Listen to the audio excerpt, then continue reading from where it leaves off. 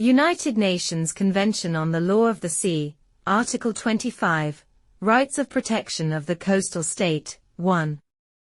The coastal state may take the necessary steps in its territorial sea to prevent passage, which is not innocent. 2.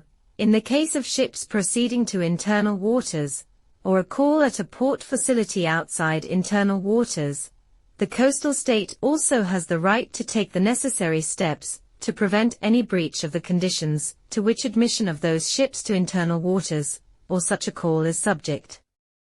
3. The coastal state may, without discrimination in form or in fact among foreign ships, suspend temporarily in specified areas of its territorial sea the innocent passage of foreign ships, if such suspension is essential for the protection of its security, including weapons exercises.